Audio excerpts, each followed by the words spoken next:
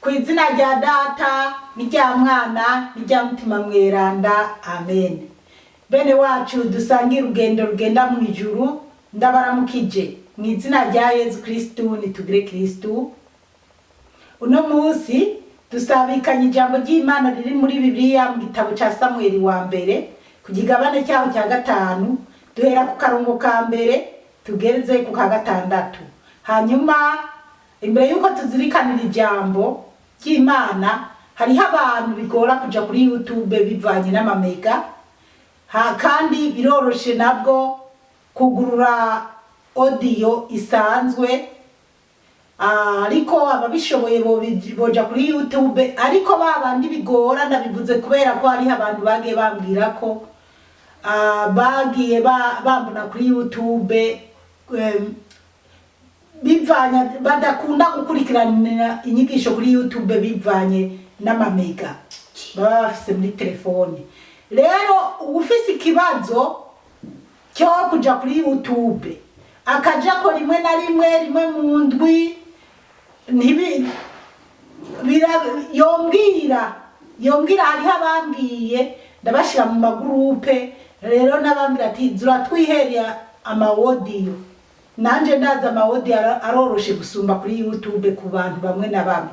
Rero muzoze murambwira ndabashire mu magroupe abariho bikorohera gukurikirana, hanyuma ubishoboye nawe ni kuri YouTube nta kibazo.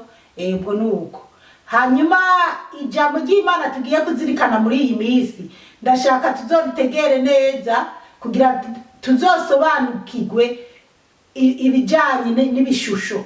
Bamwe baravuga ngo aba naba basenga ibishusho, aba naba bararengera karimba Imana. Ndashaka rero uzobikurikirane neza, uzotahure neza. Rero hano ku kigabane cya 5 niho dutangurira kugira twinjire mu bijanye n'ibyo bishusha abantu bavuga, ariko uzobyumva neza tugeze kuri iki ku kigabane cya 6 muri iki gitabo cya Samueli wa mbere.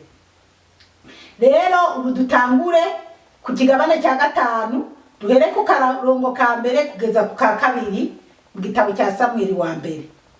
Ijambo ry'umutwe riravuga ngo isanduku ry'Imana mu Bafilisti. Abafilisti bamaze kunyaga isanduku ry'Imana barivana i Benezeri barijana i Hashidodi. Abafilisti bakira iryo sanduku ry'Imana baryinjiza mu nzu ya Dagoni, barishira iruhande ya Dagoni. Bukeye Abahashidodi babyuka kare babona Dagoni yaguye yubamye hasi imbere ya rya sanduku ry'Umukama. Baca babyura Dagoni bayisubiza mu kibanza cayo. Bukeye babyuka kare mu gitondo babona Dagoni yaguye yubamye hasi imbere y'isanduku ry'Umukama. Umutwe wa Dagoni n'ibikonjo bibiri by'amaboko yayo byacitse biri mu gwinjiriro. Dagoni yari isigaye ku mutumba gusa. Nico gituma abahereza mwuka ba Dagoni n'abinjira mu nzu ya Dagoni bose i Hashidodi badahonyora mu gwinjiriro Dagoni teretsemo gushika n'ubu. Ikiganza c'Umukama carabangamiye Abashidodi. Umukama arabatikiza yicisha ibihute abantu b'Ishidodi n'intara zayo zose. Bene wacu muri Kristu Yesu, iri ni ijambo ry'Imana, dushimiye Imana. Aleluya, amen. Bana b'Imana, rero ijambo ry'umutwe ryatubwiye ngo isanduku ry'Imana mu Bafilisti. Isanduku ry'Imana mu Bafilisti. Rero ndazi umuntu wese asenga, umuntu wese yinjiye mu isengero ry'Imana, umuntu wese amaze kumva ijambo ry'Imana, ndazi neza arazi isanduku ry'Imana cy'isezerano. Ririmo amabwirizwa y'Imana, amabuye, ibisate by'amabuye bibiri. byanditse ko amabwirizwa 10 y'Imana uko Musa yari hawe. Rero utanguriye ku ntango mu gitabo cya Samweli wo kumva kuko hano batubwira ngo isanduku ry'Imana mu Bafilisti, isanduku ry'Imana ryaravuye mu Banyisirayeli rija mu Bafilisti. Abafilisti nabo ni babandi baba bariko baragwana na bene Isirayeli, kandi intambara zabo zirakomeye cyane muri Bibiliya ntizihera. Ndizera benshi barabizi. Rero niho twabonye ubandanije usoma, twarigeze kubisoma turamenya ingene Dawudi byagenze. Ubibandanije niko wo bisoma ingene Dawudi yishe Goliyati w'Abafilisti. Rero Abafilisti bari bagwanye nyene n'Abanyisirayeli, hanyuma bafata isanduku ry'Imana. Abafilisti baragigarurira baca bararijana iwabo mu Bafilisti. Rero akarongo ka mbere karavuga ngo Abafilisti bamaze kunyaga isanduku ry'Imana barivana Ibenezeri barijana Ihashidodi. Ngo Abafilisti bamaze kunyaga rya sanduku ry'Imana, bamaze kujyaka Abanyisirayeli barijana iwabo. Aho batubwira ngo Ihashidodi niyo barijanye b'Abafilisti. Akarongo ka kabiri karavuga ngo Abafilisti bakira iryo sanduku ry'Imana baginjiza mu nzu ya Dagoni. Abafilisti bishimira ko rya sanduku ry'Imana bajyatse bene Isirayeli barijana iwabo. Nabo bari bafise imana yabo bitwa Dagoni, bakaba bari barabumbye igishusho kitwa Dagoni. Ubwo rero isanduku ry'Imana ririmo amabuye ariko amabwirizwa 10 y'Imana bararijanye, ho kugira barijane n'ahandi hantu barijanye nabo impande y'Imana yabo yitwa Dagoni, imana yo mu ijuru dutabare cyane. Barishira iruhande ya Dagoni, ngo barishira iruhande ya Dagoni. Dagoni icyo kibumbano cyabo Bafilisti bari bishimiye ko ari cyo mana yabo. Gatatu, bukeye Abahashidodi babyuka kare babona Dagoni yaguye yubamye hasi imbere ya rya sanduku ry'Umukama. Ngo bukeye Abahashidodi ngo babyutse kare bagenda kuraba Dagoni no kuraba rya sanduku ry'Imana. Baca babyura murantunga gato, babona ngo babonye Dagoni yaguye yubamye hasi imbere ya rya sanduku ry'Umukama. Aho sinahasiguribwa hasikure murantunga.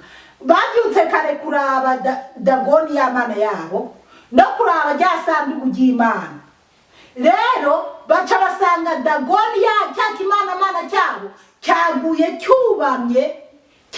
cyubamye imbere y'isanduku ry'Imana. Kuko aleluya amen, kubera ko isanduku ry'Imana canke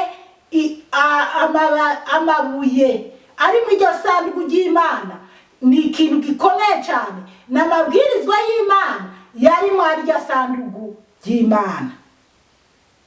Ubwo rero icyo kimana cyabo kibumba cyitwa Dagoni gica kigwa cyubamye imbere y'isanduku ry'isezerano ry'Imana. Imana yo mu ijuru idutabare cyane, itube hafi cyane. Baca babyura Dagoni bayisubiza mu kibanza cyayo. Ngo baciye babyura Dagoni bayisubiza mu kibanza cyayo, bayitereka aho yari isanzwe iteretse. Rumva yaguye hasi yunamira isanduku ry'Imana. Aleluya amen. Turabandanya. Kane haravuga ngo bukeye babyuka kare mu gitondo babona Dagoni yaguye yubamye hasi imbere y'isanduku ry'Umukama. Ubwo ni bwa kabiri barabibyuye barishira mu kibanza ryahoramo. Barizera ati okay kizima twari byuye, hari igihe biyumviriye ati nimbeba yarihenuye, tuko biri kose gira nimbebe yahacira rihenura canke ngira nuwaciye ararihenura, ntibiyumviriye ko aricyo kidogoni nyene Imana yahenuriye hasi. Rero bamaze kurisubiza mu kibanza cyaryo, barigira bongera kubyuka kare kuza kuraba, kandi ya dagoni yayo Imana yo mwijuru iduhe gutahura cyane. Umutwe wa dagoni nibikonjo bibiri bya maboko yayo byacitse biri mu byini, biri mu gwinjiriro. Imana yo mwijuru iduhe kumenya neza ngo bukeye ubwari bwa kabiri bagiye kuraba dagoni, basanga ngo dagoni yacitse amaboko, yacitse umutwe, mbega ibihimba byayivuyeko. Murumva rero ko bitari byoroshe. Ubwa mbere ntibahashe, ubwa kabiri noneho basanze dagoni amaboko yacitse, umutwe wagiye, ibintu nk'ibyo. Turabandanya. Dagoni yari isigaye ku mutumba gusa, ngo dagoni yari isigaye ku mutumba gusa. Imana yo mwijuru iduhe kumenya cyane no gutahura, kubera ko ntibyari byoroheye abo bantu kubona nk'ubu ishusho yanje ya Bikira Mariya sanze yaguye. Inzi neza ko ngaha nta muntu yahaje, nta mwana yahaje, nkasanga yaguye. Ibyo bari ntibyo babyoroshe. Ariko bana b'Imana bamwe bakunda kunteroriza ngo senga ibigirwamana, abandi tiri tuzoza turagukurikirana twabonye aho wicaye ibiki n'ibiki. Ariko niwakurikirana izi nyigisho neza, zizogira icyo zigusigiye. Ego zizogira icyo zigusigiye, kubera ibijyanye n'ibishusho tuzobibona mu kigabane cya 6. Reka tuasubiremo. Bukeye babyuka kare mu gitondo, babona dagoni yaguye yubamye hasi imbere y'isanduku ry'umukama. Umutwe wa dagoni n'ibikonjo bibiri by'amaboko yayo byacitse biri mu gwinjiriro. Dagoni yari isigaye ku mutumba gusa. 5. Nico gituma abahereza nk'uko ba dagoni n'abinjira mu nzu ya dagoni bose ihashidodi badahonyora mu gwinjiriro dagoni teretsemo gushika n'ubu. Bana b'Imana, ngo nico gituma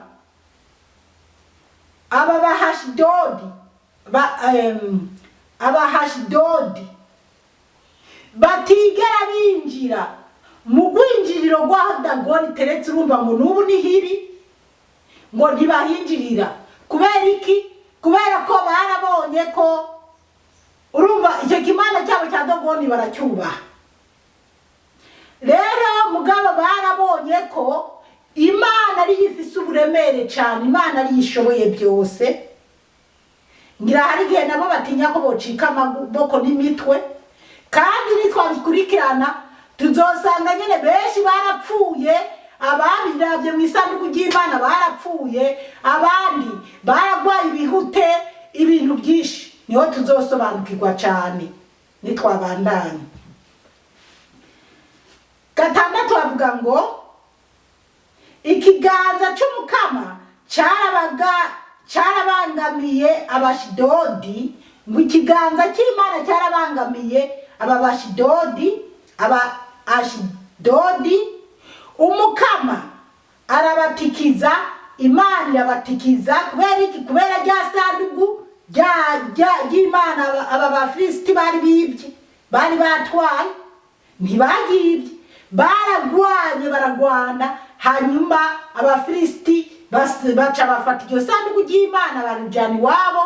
Bari bazi ko kandi isanduku ry'Imana ririmo intsinzi, barijana mu nzu ya dagoni bazi ko bazoza baratsinda, bari bagishimiye. Ariko Imana yari ibabaye, ariko kandi Imana yari ifise umubabaro w'ibyabo ibya bene Isirayeli baza barikoza bituma ibatererana hanyuma hagira naho abafilisiti bigarurira iryo sanduku ry'Imana ariko mu kiganza cy'Imana cyari kibamereye n'aba mu bafilisiti. Turabandanya umukama arabatikiza ngo umukama arabatikiza yicisha ibihute abantu b'Ashidodi n'intara zayo zose. Imana ngo yicisha ibihute aba bantu bo muri Ashidodi, ibicisha ibihute nta utabizi nibibyimba, ibibyimba bimwe bizamwo n'ibinyoyi nanje kera nkiri muto nkiri umwana narigeze kugwara ibibyimba, ndumva naragwaye nk'ibibyimba icoro zibiri. Rero ibibyimba birababaza cyane. Usibye ko mbere wenda je bitari bimbabaza cyane barabikanye, ariko nabonye abantu bagwara ibibyimba birabaserereza. Cumbwira rero hamwe wogwara ibibyimba birenze 10 ku mubiri, Imana yo mwijuru dutabare cyane. Rero Imana yateje ibyago bagwara ibibyimba babura amahoro kubera iki? Kubera ko bari batwaye iryo sanduku ry'Imana bararyigarurira barishira iwabo. Bana b'Imana rero turacyabandanya kugira tubandanye no gusigukirwa neza ibijanye n'iri sanduku ry'Imana ngene byagiye biragenda. Umukama Imana bahezagire cyane, mwarahezagiwe n'Imana. Ku izina rya Data, rya Mwana, rya Mutima Mweranda. Amen.